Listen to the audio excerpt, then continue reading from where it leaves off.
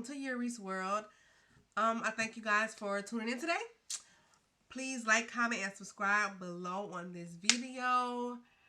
Today is not about makeup, it's about stories.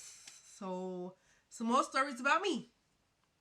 Yeah, I know. Y'all probably tired of them by now, but I have a lot to talk about.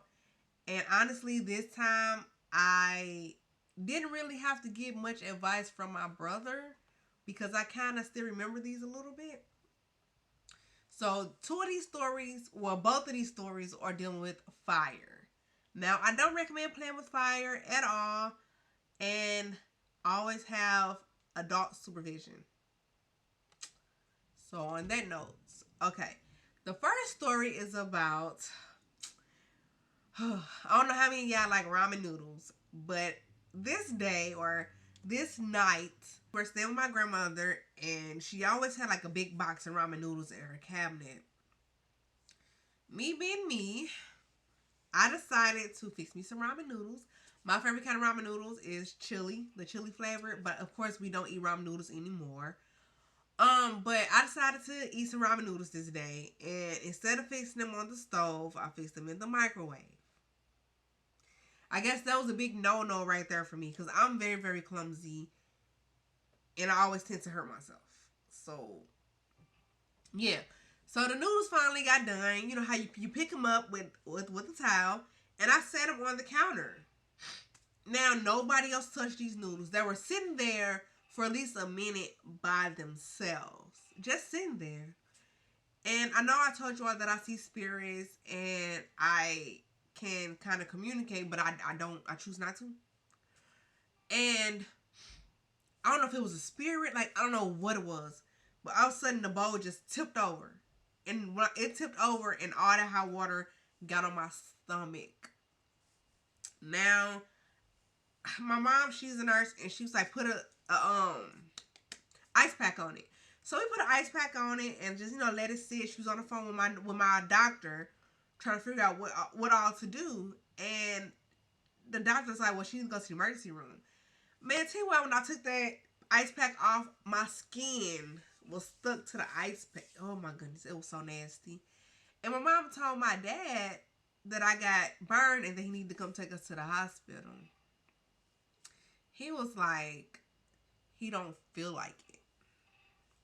Now, this day now, me and my dad is cool, but I told him probably like a few years after that I was not happy with what he said, and I really would have liked him to be there also. So I went into the doctor, or went into the hospital. They looked at it. I had 2nd and 3rd degree burns from hot water. Yes, hot water. And over the next 3 months, I was going into the hospital I went into the whirlpool. They had to strap me to the bed and scrape. Oh my goodness. They had to use a towel and scrape the burnt skin off. I had to constantly wear ointment with padding over. Y'all, like I was going through it with that situation. And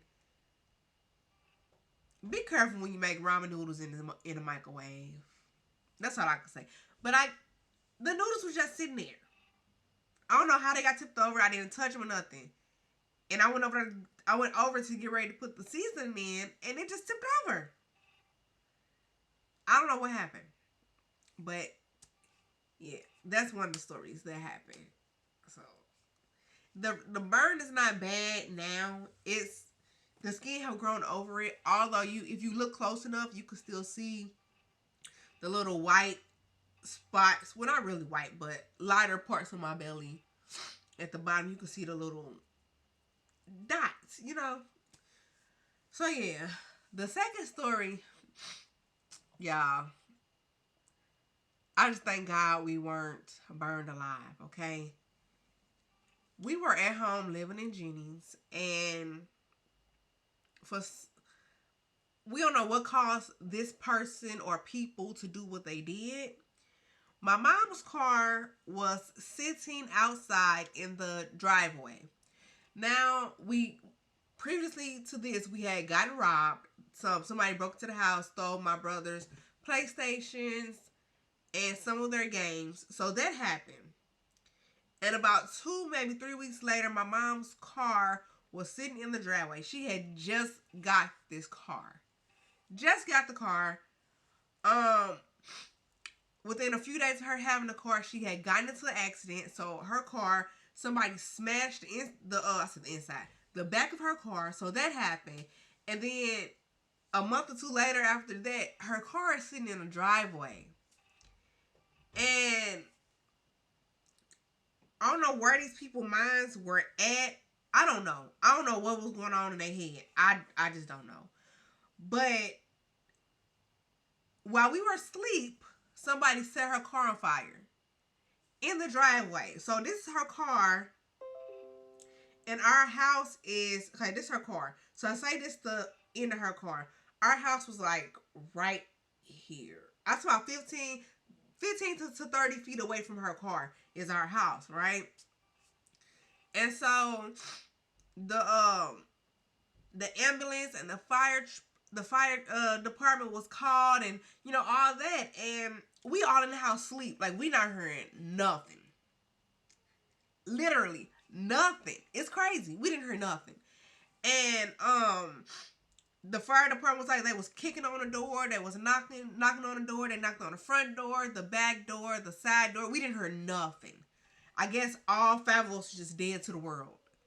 And the next morning, you know, we get up, I'm putting on my ROTC uniform, my brother getting dressed, my sister getting dressed, my mom got her nursing uniform, and we all walk out the front door, like, heading to the car. And our next door neighbor was like, where y'all going? We was like, we going to school, and I'm going to work. He's like, y'all can't go nowhere. We was like, what do you mean? He said, look. And we looked at the car. We was like, what happened? He said, y'all didn't hear nothing last night? We was like, no. He said, your car was on fire. And he said, the fire department was here. They was trying to knock on your door. When nobody answering. So they thought nobody was home. That the car was just sitting outside. Man, when I said her car was destroyed, it was destroyed. Like, completely annihilated. It was destroyed. Like, nothing could be salvaged in the car. No paperwork, no pictures, nothing. Nothing could be salvaged inside of her car. So she was like, well, y'all go ahead and go to school, have a normal school day. And I'm at school. I'm sensitive. So I'm at school in the cafeteria doing breakfast time, and I'm just crying. People like, what's wrong? What's wrong? And I'm just crying. Like, I'm sad. I don't know what to think. I don't know what's going on. My mind is not in the right place. I just wasn't right. I wasn't mentally right. And so the fire department has said that they have found some evidence, which the fire, of course, was started. They say they think it was by gasoline, and they found the matches next to the car, but they were able to pull any fingerprints from it.